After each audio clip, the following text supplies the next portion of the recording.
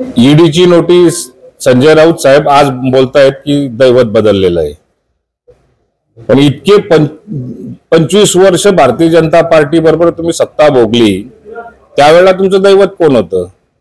आज शिवसेनाला सुरुवातीच्या काळामध्ये भारतीय जनता पार्टी शिवसेनेबरोबर होती, पण भारतीय जनता पार्टीने सुद्धा शिवसेनेबरोबर नंतरच्या काळामध्ये इमाने इतबारे काम केलं।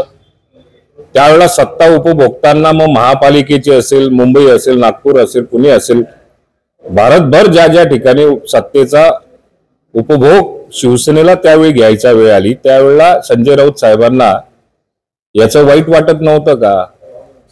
आज समजा जर का 1.5-2 वर्षापासून तुम्हाला भारतीय जनता पार्टीची ॲलर्जी तयार झाली, पण 25 वर्ष तुम्हाला आयतं घरी बसून खायला मिळत होतं, त्याची काळजी त्यावेळेला ज्या पद्धतीने घ्यायचे, आता वाईट वाटण्याचं काही कारण नाही। नेहमी पाठीशी राहणार आहे असं एक केलेलं का सांगणार? नाही, आमच्या क्लिअर कट अजेंड्यावरती आहे।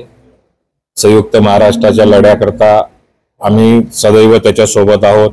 आरक्षणाच्या बाबतीमध्ये असेल, सर्व धर्म समभाव असला पाहिजे, सर्व जाती धर्माला सोबत घेऊन जाण्याची जबाबदारी आणि त्या पद्धतीचं आमचं पुढची वाटचाल ही सर्व धर्माला सोबत घेऊन चालण्याची आजही आहे, कालही होती आणि उद्याही राहणार आहे। संजय राऊत साहेबांनी राजीनामा जरी दिला राज्यसभेचा, तरी सुद्धा ते परत आयुष्यात कधीच खासदार होणार नाही। त्यामुळे त्यांनी 35 येतील का 40 येतील किंवा 15 येतील का 20 येतील, 2 आकडा आघाडीने जरी गाठला तरी सुद्धा खूप माझ्या मते होऊ शकतं। 2 आकडा गाठावा संजय राऊत साहेबांनी, तरी सुद्धा त्यांच्यासाठी खूप कमवलं असं मी म्हणेन।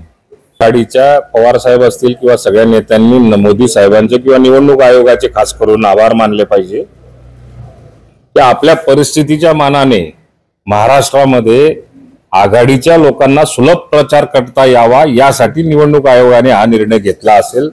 मला असं वाटतं की त्यांनी उलट निवडणूक आयोगाचे त्यांनी आभार मानले पाहिजे की त्यांना पुरेसा प्रचार करायला, एकटा नरेंद्र मोदी साहेबांना तो पुरेसा प्रचार करायला वेळ मिळत नाही, तर तो आघाडीच्या नेत्यांना सुद्धा त्याचा वेळ मिळतोय। तर त्यांनी त्यांचे उलट उद्धव ठाकरे साहेबांनी आपण काय बोलतोय काय नाही, ते राज्याचे मुख्यमंत्री राहून चुकलेले आहेत।